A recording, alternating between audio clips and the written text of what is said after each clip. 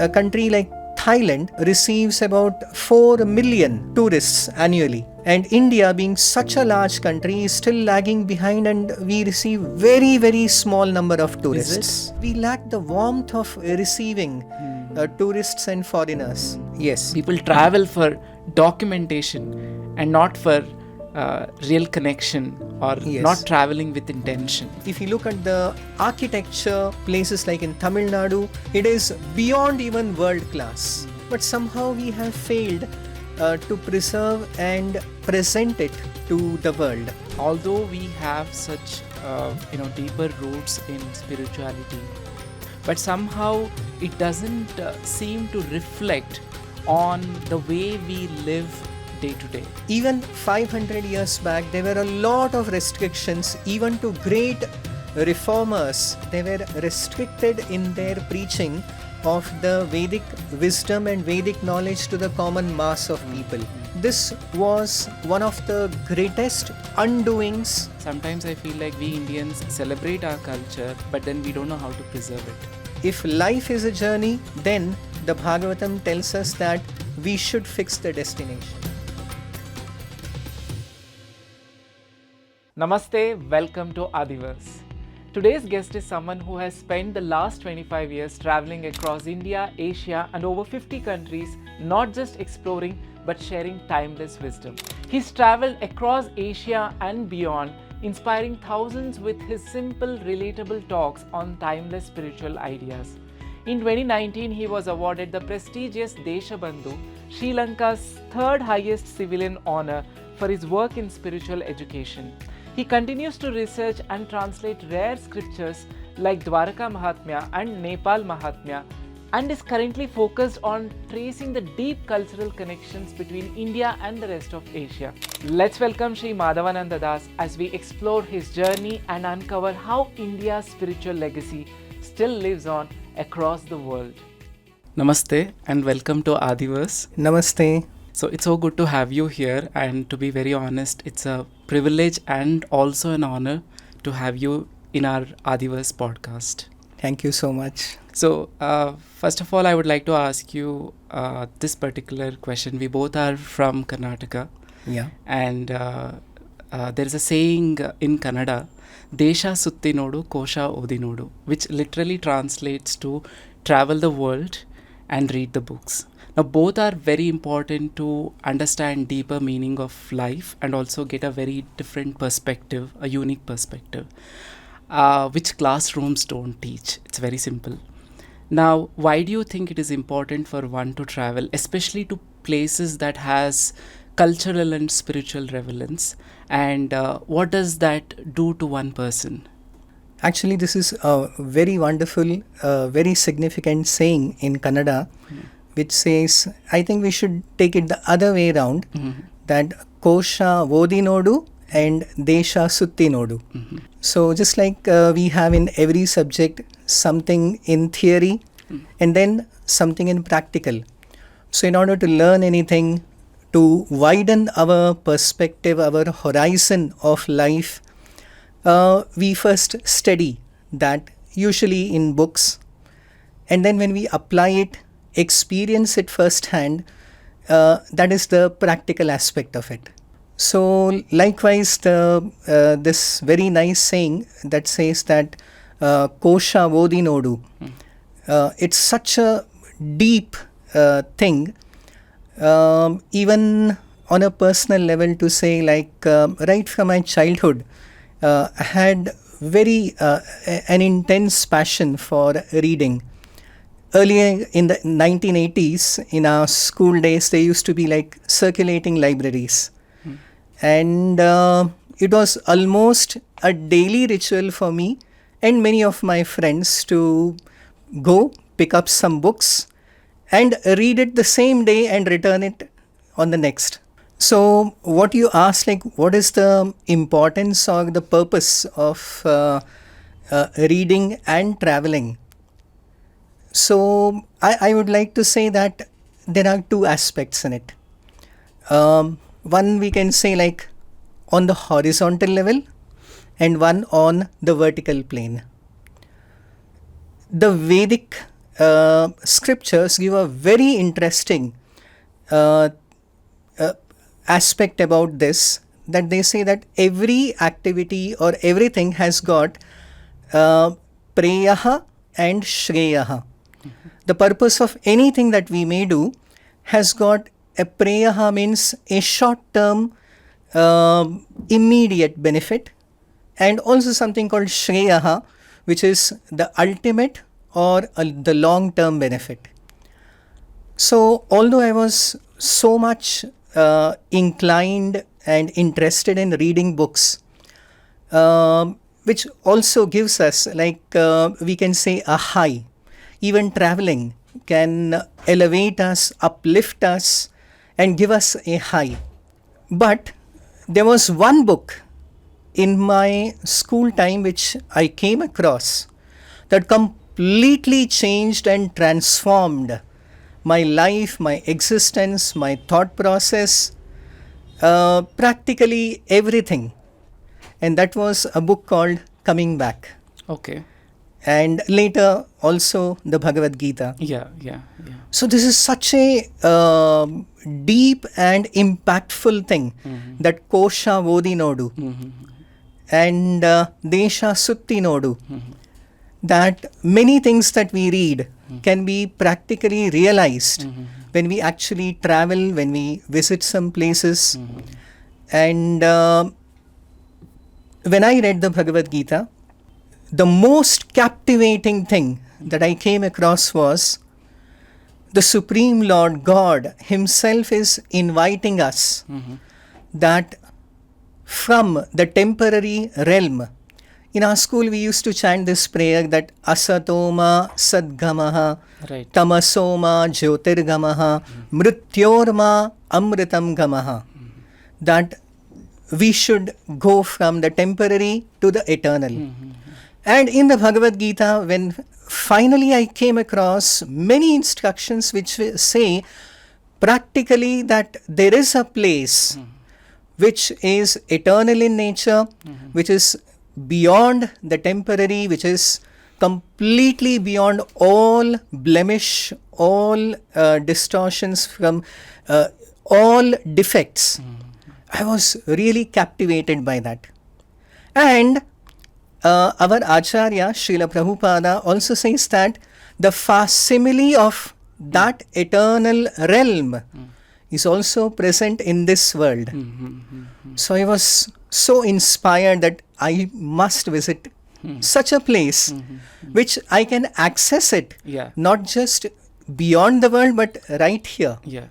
So that place, Vrindavana, when Bhagavad Gita informed me, the realm of Vaikuntha Loka is here in Vrindavana, in Navadvipa, or in Dwaraka. It made such a deep impact on me that even as a child, it immediately brought me memories back that yes, I had visited that place and I could recollect every small detail of that. I used to collect the photo albums of any place that we would visit, even in my childhood. So I remembered a photo album of Vrindavana which I had taken, and had seen something called Angrez Mandir. And I was so curious about it, that how can a temple be Angrez or filled with devotees from a foreign land. And many such things I could recollect, the deep impact of Vrindavana, even when I had visited earlier. Right. So later it became a passion for me. The first thing, that the Vedic scriptures, which give us the deepest, the highest truths, have also revealed many things about the places which are also having a similar spiritual potency. Right. Normally when we think of travel, we think of leisure, of recreation. So that I would say is like the horizontal plane. Right. That it gives us a high. It does uplift us. Yeah. But there is also another aspect. So this is something like preyaha, and there is the shreyaha, the ultimate benefit. The places that are described in the Vedic scriptures can give us, like what our Acharya used to say, a plane where we can stay high and stay high forever. So that became a very, very wonderful thing for me, that to visit the places and also study the wonderful Vedic literature, and also in general any books do enrich us with a lot of wisdom. And just I would like to add one more thing, is like there is a saying that the more we read, the more we understand, the more we realize, like the wise person understands that he is like a small island surrounded by the vast ocean of the unknown. So we realize how tiny and insignificant we are, and there's still so much more to an infinite level to know even further. Like I still remember when I had been to Kumbh Mela, although it can be, yes, it is a place, but at the same time, I definitely realized that, what actually India is. So sometimes, we live in urban spaces and we think that this is just our world. But only when you travel, when you see people, when you meet people, when you hear from them, so that definitely has an impact, and it can definitely change a lot. And at the same time, I would say that can bring a different perspective. As you said, reading and then experiencing. The theory and the practical both are important. Otherwise, we go to places and then we just see things and then come back, and then it would not, what do you say, inspire you or, transform you in any way. Exactly. Especially our Vedic scriptures give us such a wonderful perspective of the places, like say even the most glorified in the Vedic scriptures, I can say, is the river Ganga, which is given the status of a mother of, so she's called Ganga Mata, Mother Ganga, who is given the status of the ultimate purifier. So if we just go with a normal vision, we just see it as water. But when we understand and realize through the Vedic perspective, we can understand the great spiritual glories. And it's not just a theoretical thing. As we follow the instructions of these scriptures, we can practically realize the glories of these holy places, of these rivers and mountains, of all these natural phenomena which normally may seem material but also have deep spiritual significance. Exactly. Moving to the next question, you lived in the ashram, the ISKCON Bangalore Hare Krishna temple, for several years. And then you moved out and started your own tourism and travel company, and especially to places which has culturally significant and spiritually rooted countries or places. Now, how did this shift happen? What actually made you to start this? I mean, you could have taken any other profession, but then this was the one which you chose, and why? Actually, my life as a monk in the Hare Krishna, the ISKCON ashram, was also filled with a lot of, you can say, like Kosha Vodu and Desha Suttu. So this is something which was very close to my heart. And when I became a grihastha or got married, it seemed preferable for me to not stay in the ashram, but it's better to start life where I could have the same passion that I had for studying as well as for visiting places, and also to take many people to these wonderful places and give them the perspective that our Vedic scriptures are giving. And these places are spread all across India and throughout the world, especially in our Asian continent. when I heard for the first time that the biggest temple in the entire world, the biggest religious monument is a temple, and the temple is not located in India. It is far away in a distant country, Cambodia. And this I read when I was in my school, and I was so fascinated by this information that this temple is there in Cambodia, the Angkor Wat, and a temple of Lord Vishnu. So I was so curious that one day I should visit here. And gradually I could take more than 50 group tours to Cambodia. And then came to also know that Angkor Wat is not the real name of the temple. The real name of the temple is actually Parama Vishnu Loka. The name of the country itself is Cambodia, is derived from Kamboja, which is a Sanskrit word. And just 500 years back, 5 centuries back, the entire country was practicing Sanatana Dharma. Such wonderful information I got that not just one temple, there are more than 40,000 ancient temples in Cambodia.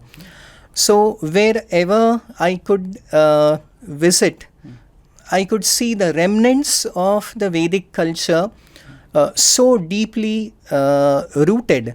So it was very fascinating for me, and I wanted to share this experience with a lot of people. So I decided to start this, and it's going on since the last 16 years. 16 years. Wow. Yeah. How many tours have you conducted so far?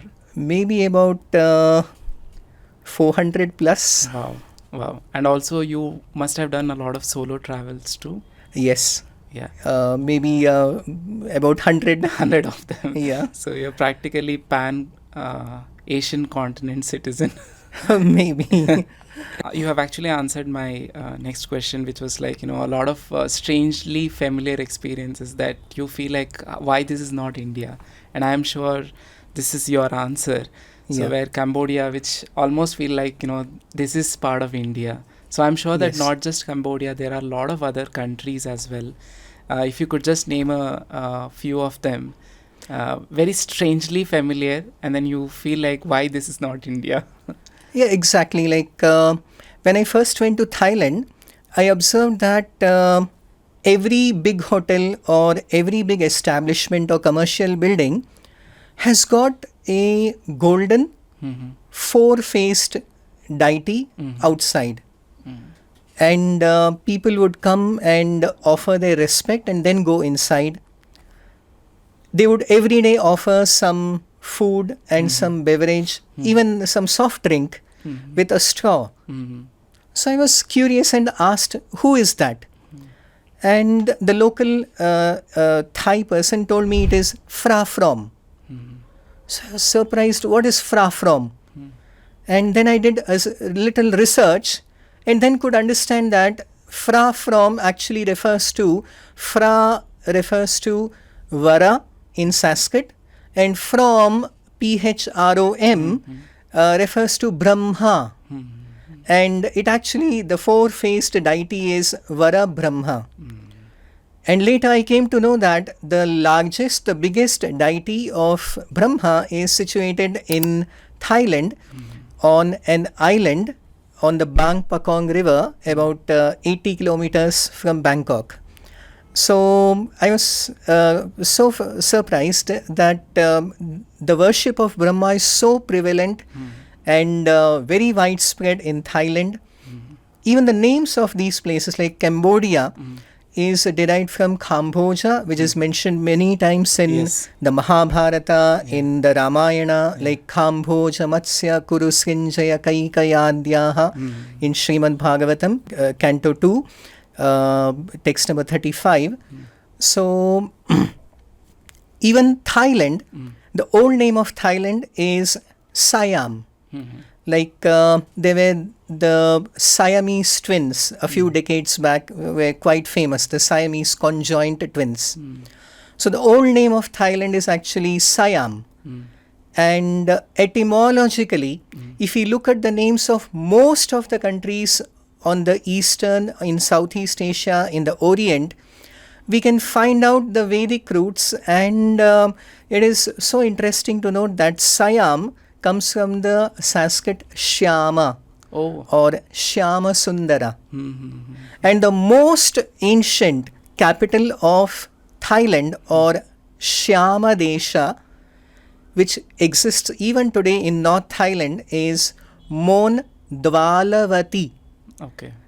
They don't pronounce Ra, so they say La. Dwalavati is another name of Dwaraka. Okay. Saptaite Mokshadaika, among the 7 Moksha Pradayaka holy places mentioned in the Garuda Purana. Okay. Puri Dwaravati Chaiva, it is said. Okay. So the ancient capital of Thailand was Dwaraka or Dwaravati. Okay. And the recent capital, again, is so interesting to note, is Ayodhya. Oh, is it? 100 kilometer north of Bangkok. Okay. So till the 16th century, the capital was Ayodhya. The local pronunciation is Ayutthaya. Okay. And it is still called by the same name. Okay. And it is very interesting to note that Ayodhya itself is practically there in all the countries of Southeast Asia. Yeah. In Thailand, in Burma, in Laos, in Malaysia, in Vietnam, in Indonesia. Indonesia, the 3rd largest city, Yogyakarta, is actually derived from Ayodhya. So when I started to analyze more, I found that this is something like an Abhimana Kshetra. In fact, the authorized national book of Thailand is Ramakien. Yeah, exactly. Which is based on Ramayana. The name of the king of Thailand, which is still a constitutional monarchy, is Rama. Yeah. The current king is Rama the 10th. The previous king, Rama the 9th, very popular. His full name was Bhumi Bala Atulya Teja. Oh, wow. Rama the 9th. Yeah. So they call Bhumi Bol Atulya Tej. But Sanskrit is Bhumi Bala Atulya Teja. Wow. The name of Bangkok airport is Suvarna Bhumi Airport. Yeah. They say it's Suvarnpu. Yeah. And I remember there was a reel that was floating across social media where they have this Samudra Manthana. Exactly. Miniature. Is that in it is in the same departure gate. Acha, okay. Departure gate of Suvarna Bhumi Airport of Bangkok. Yeah. Very beautiful depiction. Yeah. And Samudra Manthana is one of the most popular depictions across the world. Yeah. Found in many parts of the world, especially in Cambodia, in Thailand. And when I found Ayodhya, the Ramayana of Thailand, which is called Ramakien, or the Thailand of Cambodia, which is called Ramakien, the Ramayana of Laos is called Phra Lak Phra Lam, or Hikayat Seri Ramayana of Indonesia, the Javanese Kakavin Ramayana. The setting of the entire Ramayana is in those local places. Yeah. Yeah. So there is an Ayodhya, there is Kishkindha in Thailand. Okay. There is a river called Hanumante Nadi. Oh. There is Nang Sida National Park, which is Mithila. Okay. There is Lanka, which is presently known as Langkawi, in south of Thailand or north of now it's in Malaysia. Okay. But in the Thai Ramakien, the whole setting of Ramayana or Ramakien is in Thailand. Okay. So now somebody may think like, which is the real Ayodhya? Yeah. Yeah. Is it in Thailand or in Uttar Pradesh or in Laos or in Malaysia or in Indonesia? So then I could understand that actually this is the great glory of Lord Rama, of Ramayana, that we have Abhimana Kshetras, that out of great honor, out of great respect, sometimes even we say some place to be as Dakshina Kashi. Correct. That this place is so sacred that it is equivalent, equal to Kashi. Yes, yes. And there are hundreds and thousands of them in South India. Yes. We say this is Dakshina Kashi, Dakshina Ayodhya, to Dakshina Bhadrachalam, Dwaraka as well. Dakshina Dwaraka. Yeah. So likewise, there is the Thai Ayodhya, the Indonesian Ayodhya, in all those places out of great honor and respect. And this kind of a precedent was even done by the Britishers, that when they went to America, they took Yorkshire and they made it New York. Yeah, yeah. Jersey to New Jersey. Yeah. Hampshire to New Hampshire. Yeah, yeah. So our Acharya Srila Prabhupada did another wonderful thing, that he created Nava Vrindavana or New Vrindavana, New Jagannath Puri. In all these places in America, he took these holy places to there. Yeah. And in fact in Japan, he made it New Gaya Kshetra. Oh, is it? Yeah. I did not know this. Yeah. Yeah. No, this is wonderful to hear, and I'm something very surprising too. Yeah. Yeah. So we'll just take a quick. So we can find when we say we find India, we can find India, we can find our Sanatana Dharma, the Vedic scriptures, the Sanskrit alphabet. Most of the languages are based on Sanskrit. They are like colloquial or Prakrit languages. Just like in India, we find Kannada, Telugu, Marathi, Gujarati, Tamil, Malayalam, Hindi, all of them derived from Sanskrit. Similarly, even the language of Myanmar, Thailand, Cambodia, Indonesia, the language of Indonesia itself is called Bhasha. And most of the vowels and consonants, the loan words are mainly from Sanskrit, including even Japanese. The 47 letters of the Japanese script were introduced by an Indian saint called Bodhidharma in the 7th century. And he was called by the king of Japan to install the grandest temple in Japan at a place called Nara. So he was called for the eye-opening ceremony called Netron Milana. Oh, that is the most important aspect of the deity installation of Prana Pratishtha. Which deity was it? This was a deity of Lord Buddha, which is the biggest bronze deity in the entire world. About 50 feet high. Massive, weighing about 4,000 tons. This was in 7th century. 7th century. Unbelievable. And in that temple, on the lamp post is a 1,300 years old carving of Venu Gopala Krishna as well. Oh, is it? Yes. Oh, wow. I mean, this is something that I have never heard of. In fact, it's so interesting that as far as Japan, we have, like in Japan, they worship mainly 7 gods. And out of 7, 4 are of Vedic origin. Like Daikokoten, Kichijoten, Benzaiten. When we hear these names, we may not connect with them at all. For me, it sounds like some chemical chemistry. But Benzaiten is the Japanese name for Saraswati. Oh, wow. She holds a biva. Yeah. Biva means Veena. Veena. And they perform something called Goma, which is nothing but Homa. And they have a Bija mantra. So instead of Om, in Japanese they say On. Saraswati Gai Suvaka. Suvaka is Swaha. So we find India practically in all these places. Even Lord Buddha, Buddhism, which has spread across many countries in Asia and across the world, has its roots in India. So we can find in language, in culture, in history, even in many practices, especially of forefather worship.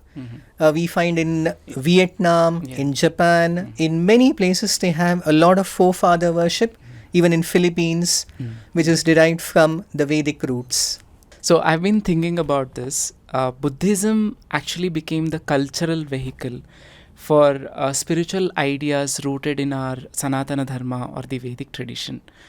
But somehow Hinduism did not travel across these Asian countries or worldwide. only Buddhism did.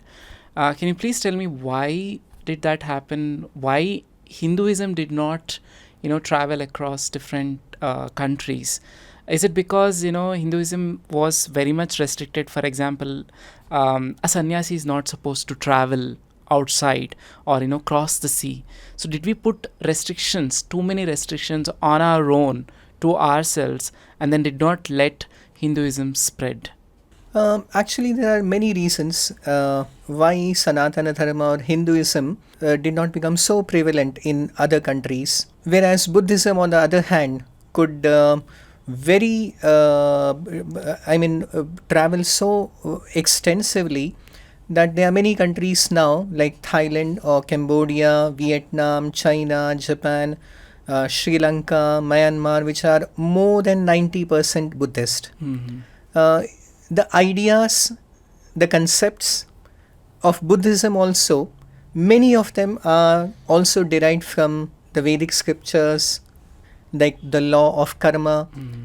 It is so interesting to note that in a country like Japan, there is hardly any crime, hardly any theft. It is a common saying that if you leave something on the road, your mobile or even any valuable thing, there is every chance that you are going to get it back. No one is going to take it. Because later when I tried to ask them the reason for it, even small children as young as 4 or 5 years old are just sent from their homes with a yellow cap or a red cap to go to their schools in a big metropolis like Tokyo or any other city there, and they are safe to go and reach. So I inquired when I inquired the reason for such low rate of crime or theft.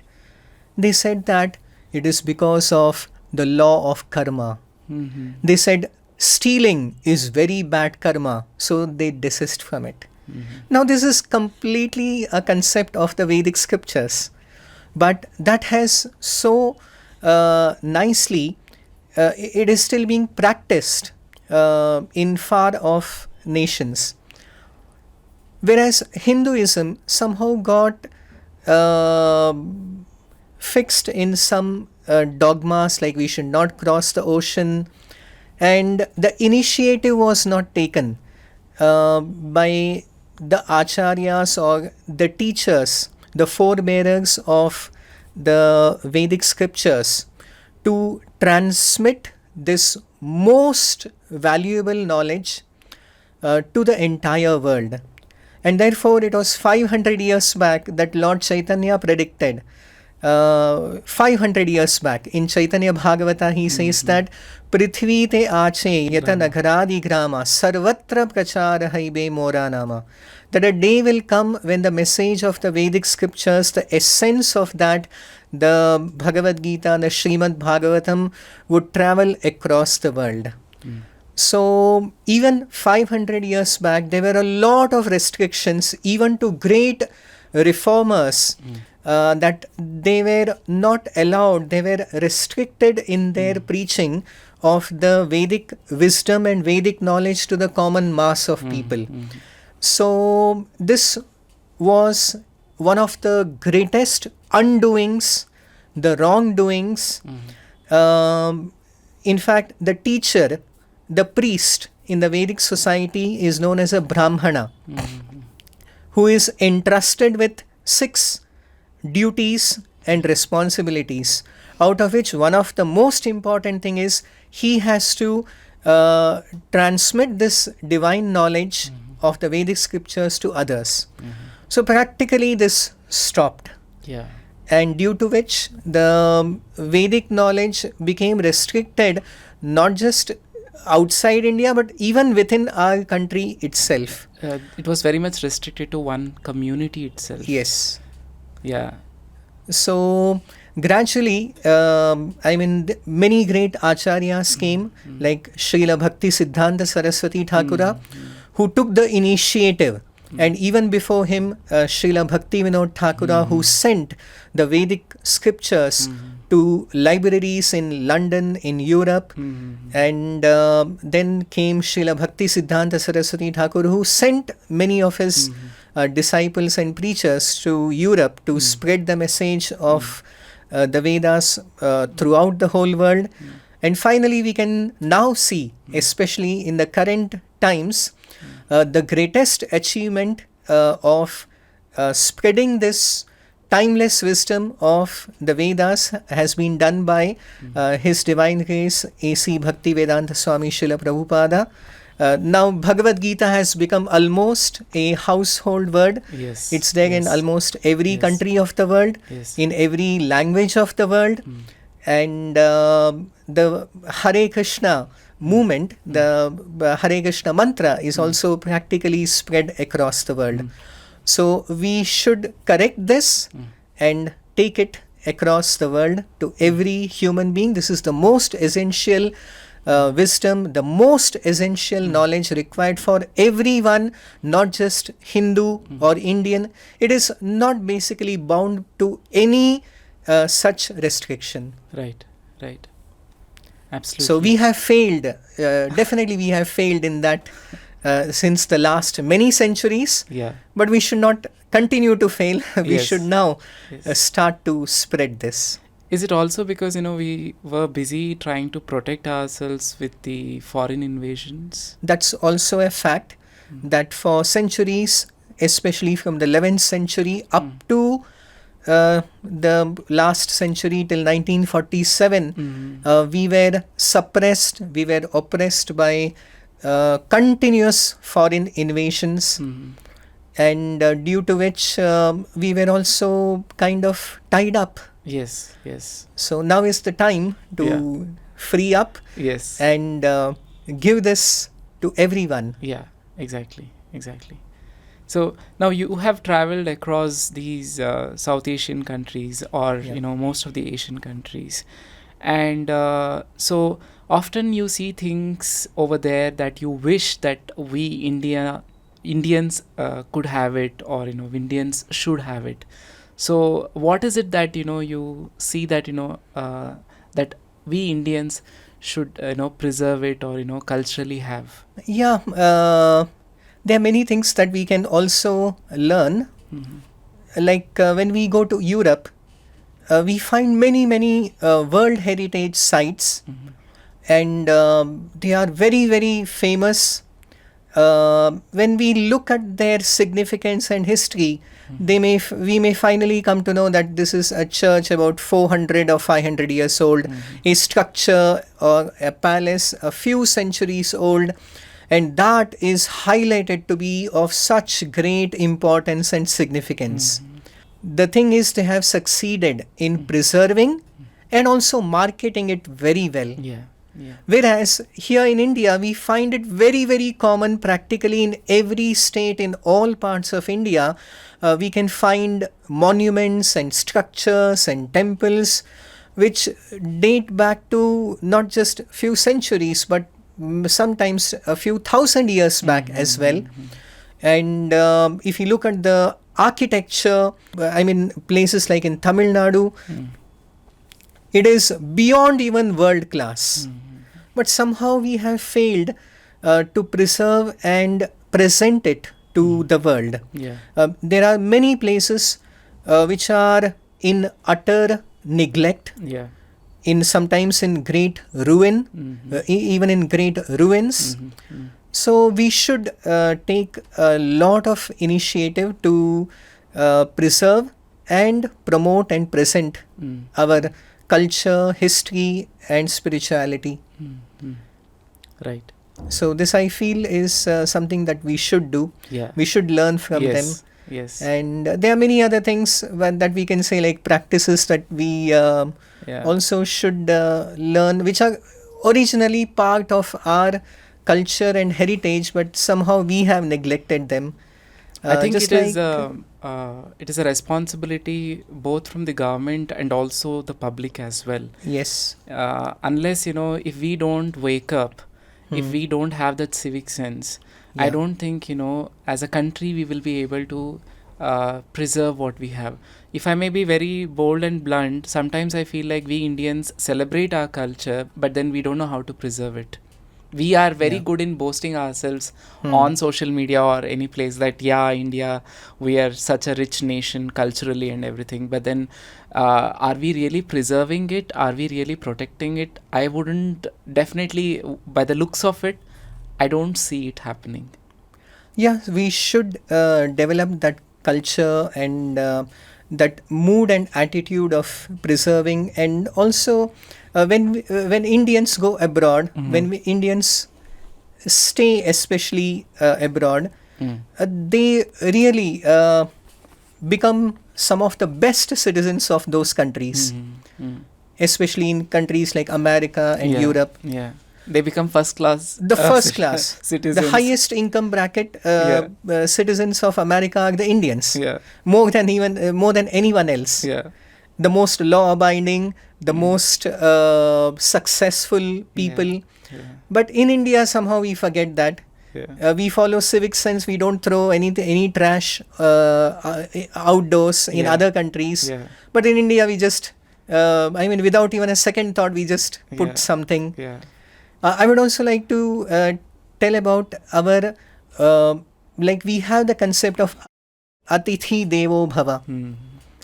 It is the concept of welcoming guests with great honor, respect and warmth. Tourism is completely based on this concept of Atithya.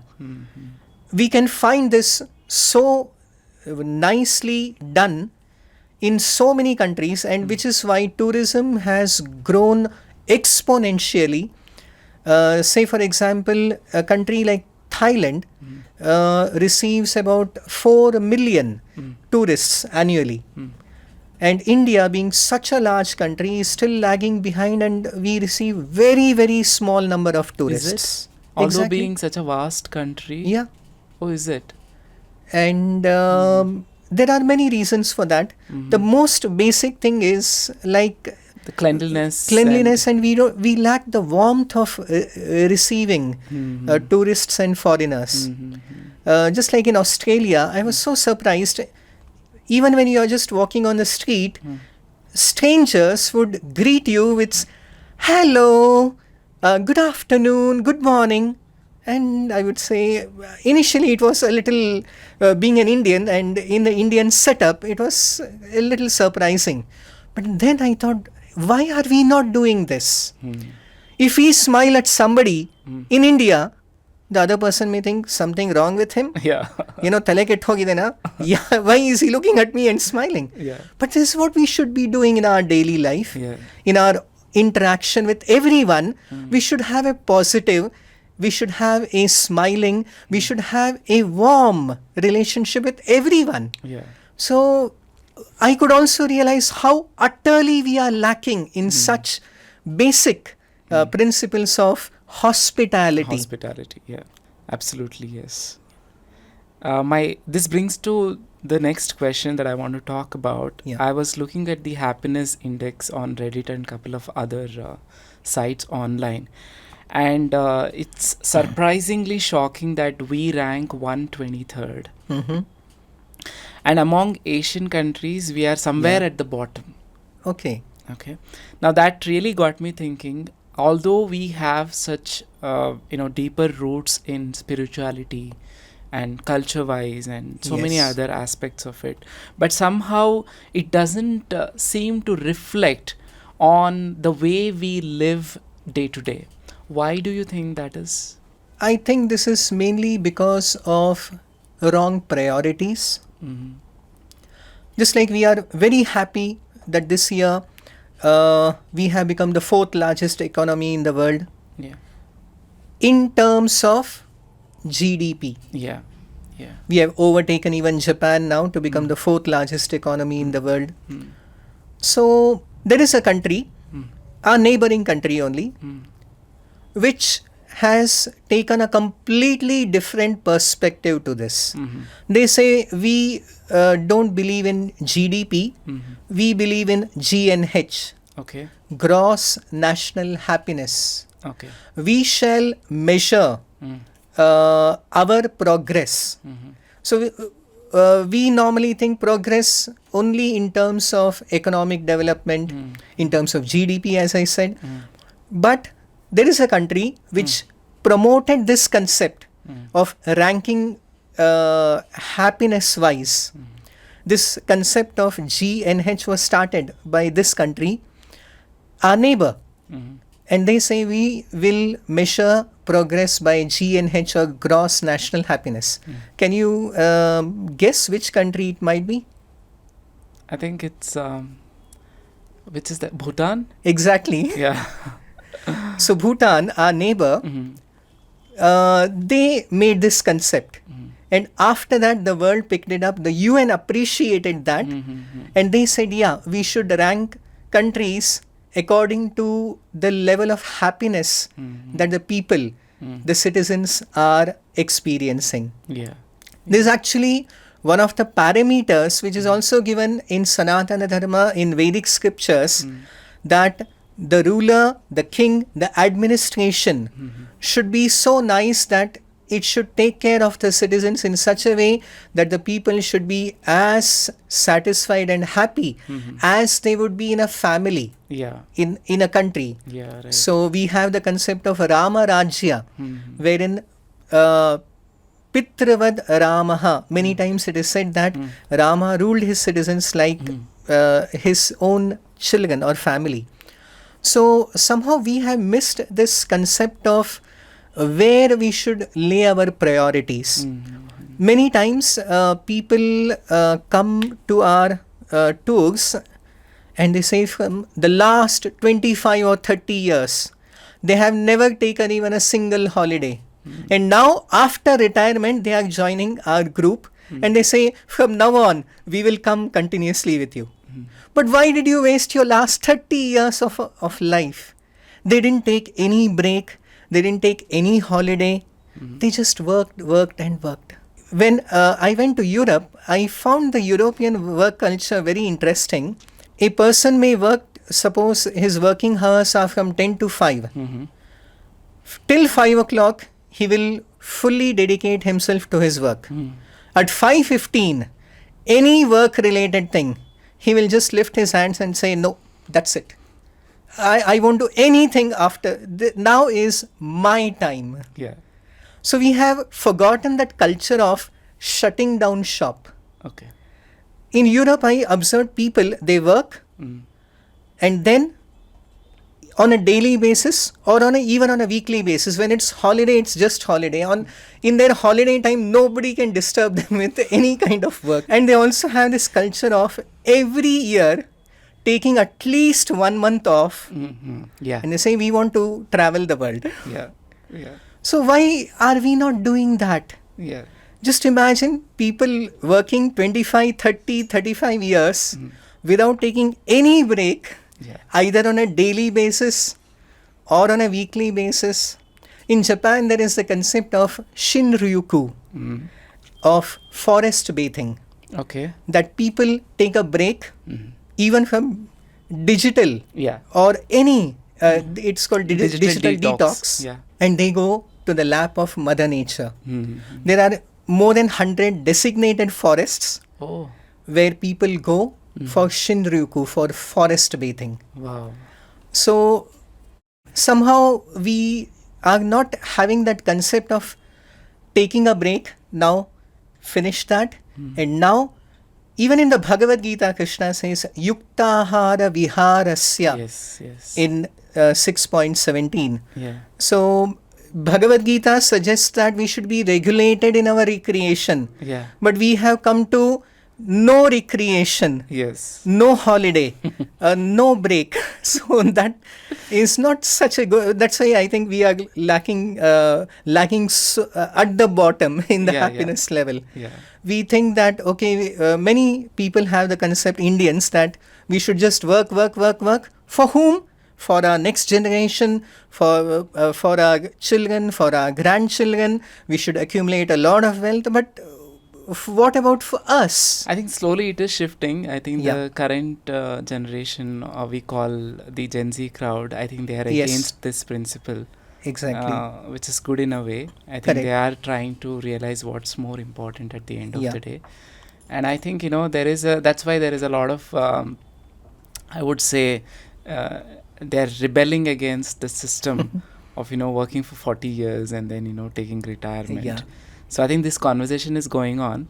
And I think, Yes. eventually we will lead there. Only thing is that we should definitely have such sufficient places for us to recreate. Exactly. But I think wherever we are going, we are just overcrowding the place. We are not respecting the environment, the place. So I think somewhere I feel like, it has to somewhere balance. Yeah, it has to be, I feel, from both the sides. Both the sides in the sense like we have not developed adequate, I can say we hardly have any tourist infrastructure. Yeah. Any orderly Yes. infrastructure in place. Like say for example, we can see Tirupati where people have to wait for very, very long times. We have never thought about how to make it more convenient. Sometimes I hear people have to wait for 2 days. Yeah. When you enter a enclosure, and this is about, I'm speaking about the most orderly and systematic temple administration in entire India.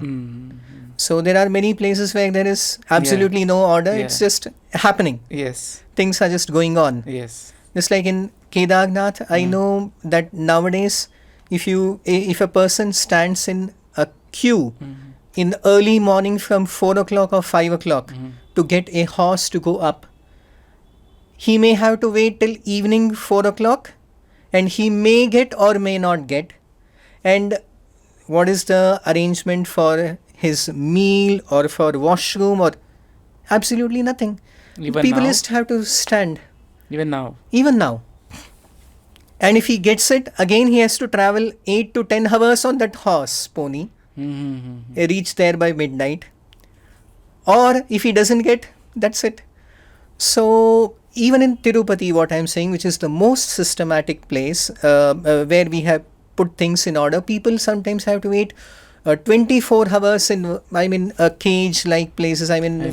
Yeah. Whereas in Japan, in the highest visited place of worship in the entire world, one is Tirupati, and also joint with Tirupati is a temple called Sensoji in Japan, in Tokyo City, a Buddhist temple. People come there, visit, worship, and come out.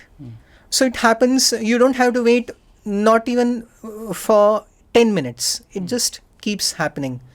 So they have made systems like that by which things happen in that kind of order.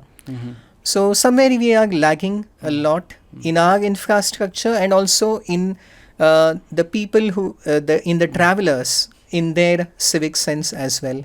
Yeah, exactly. This brings to my next question. So in a world full of Instagrammable travel, where it's more about documenting the experiences, selfies, reels, bucket lists, it's easy now to be everywhere and not feel connected to that particular place. Now, why does one have to travel with intention, or I would call it as conscious travel? Now, this also brings me to two references which I was coincidentally, this happened when I was talking to a couple of my friends yesterday. We spoke about how Steve Jobs, he came to India before this whole Apple became a big thing. Yeah. And then he spent time here in India. Yes. He did travel. That was a conscious travel. Yeah. And then he went back, and then Apple, boom. And also same thing with Beatles as well. They weren't that popular. But I think, after, they came here and then they spent some time in Rishikesh. Yeah. I think Kenchi Dham or something like that. Yeah. I'm not sure about the name of the place. But then after they went back, there was a humongous success that they experienced after going back from here. So travel these are the only two references that I have, but I'm sure that travel definitely makes a lot of impact. So, but then again, I don't think that's happening right now. There's a lot of Yes. people travel for documentation and not for real connection, or Yes. not traveling with intention. Yes, exactly. Like at the beginning, I said that for every activity, the Vedic perspective is one of preyaha and shreyaha. So we are missing out on both of them by this modern trend of just being focused externally on this documentation, and many times we forget, like a person with a nice plate of a exotic or a novel dish, they may be clicking pictures till the dish becomes cold or a little old, and then they start eating it. So what was the point? You're first supposed to relish it by tasting it. Yeah. So likewise, travel can give us a lot of preyaha, that is a lot of, if we internalize things, a lot of upliftment, a lot of inspiration to achieve a lot of things. We find this kind of, especially the shreyaha, the journey of the pilgrim, depicted in extensively in the Srimad Bhagavatam. That practically, if we take life itself as a journey, we find that everyone, just like in a journey, one must comprehend and understand the destination. So if life is a journey, then the Bhagavatam tells us that we should fix the destination. So even if we travel with the intention of leisure or recreation, we should be able to grasp, we should be able to obtain that objective. So without that, if we just go around, shooting a few reels, and we may not be able to obtain even our current objective. So I would like to also focus on this aspect of the Srimad Bhagavatam, which says that we should undertake, every person, every human being should take up this final ultimate journey to attain that highest perfection, which is unattainable, which is impossible to be attained in any other life form, in any other opportunity. So that is the rarest opportunity in the human form of life that we have, that ashitim chaturamshchaiva laksham stan jiva jatishu brahmadbhihi. Brahmadbhihi means wandering or rotating or traveling, we can say. So there is a very interesting story in the Bhagavatam of a king called Puranjana. He traveled all across the universe, all across the entire world, and finally came to a city of 9 gates. And then finally how he attained his ultimate destination is depicted as a allegorical story about each and every one of us, that we are also in this journey. But this journey, the Bhagavatam says, is something like a merry-go-round. Sometimes we are going up, Brahmati Adhaha, and sometimes we come down.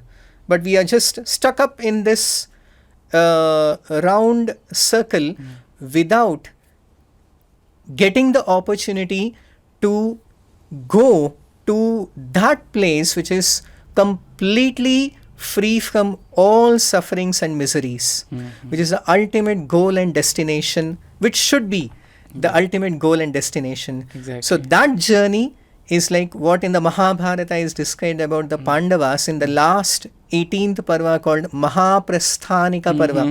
Prasthana means to travel, to journey. So in the Bhagavatam we find the example of all the great kings that at the end of their life, in fact the Vedic scriptures say that Panchashogdvam, there is an alarm bell, that is the age of 50. Okay. As soon as you celebrate your 50th birthday, you should start traveling. Oh, is it? Yes. Traveling to where? Yeah. The Vedic scriptures say, Vanam Rajet, that one should Panchashogdvam Vanam Rajet, that one should go to the forest except the Vanaprastha life, which is basically a life of travel. Yeah. Travel to enrich yourself, to uplift yourself, to learn many, many things, what we may have read in the scriptures, Okay. and finally to give that precious knowledge to everyone and attain the ultimate goal of life. So that should be the final ultimate journey to be undertaken by everyone to reach that ultimate destination of life. Yeah. Amazing. Now, it's a very sad and unfortunate thing that we think that advancement, economic development and progress should come at the cost of the natural resources. And it's very disheartening that India is going through such phase, or has already gone through that phase, where we don't have enough places where we can go to and experience. There's so much of chaos everywhere, and also overcrowded for some reason. More than overcrowding, it's mismanagement, I would say. Many times I say that it's actually it's simply a matter of management. We many times say that most of our issues and problems are due to overpopulation.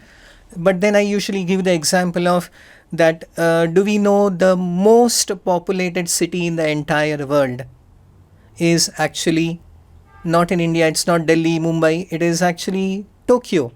The greater metropolitan area of Tokyo has got 40 million or 4 crore population. But you find such great order with hardly any noise pollution, almost nil noise pollution.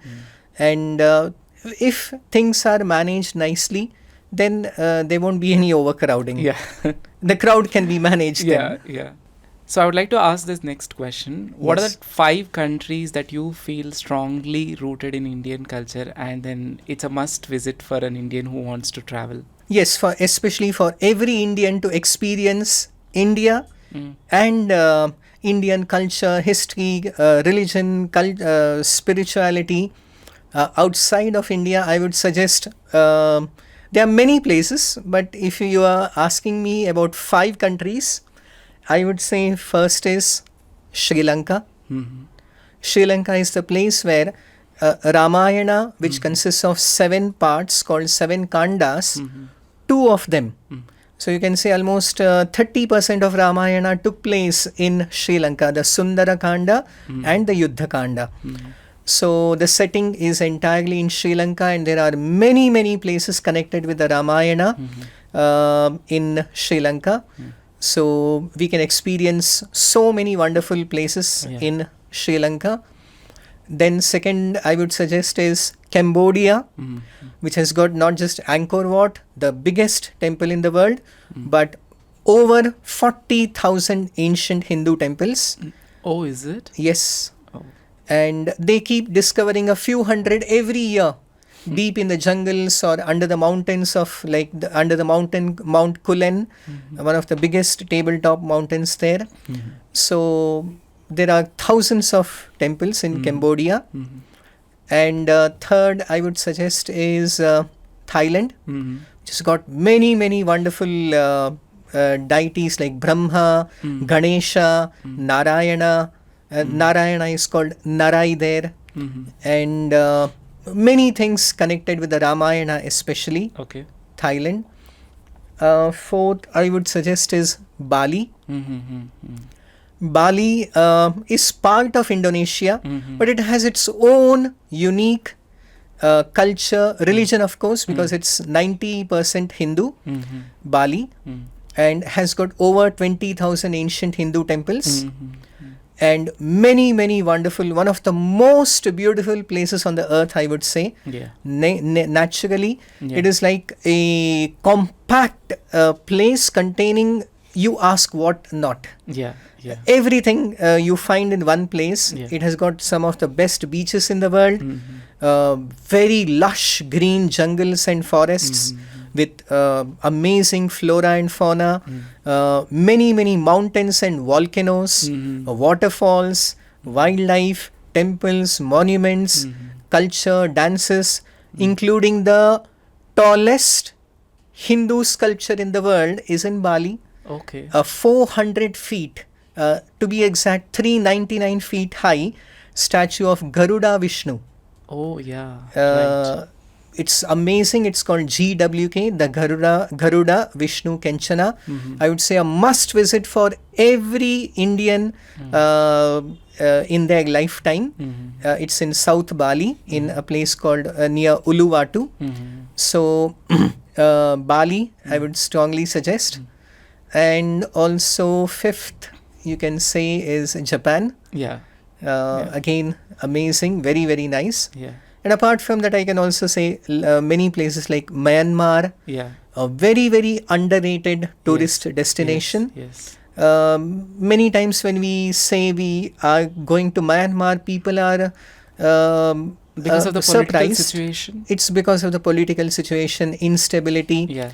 And also, again, like it's not marketed well at all. Yeah.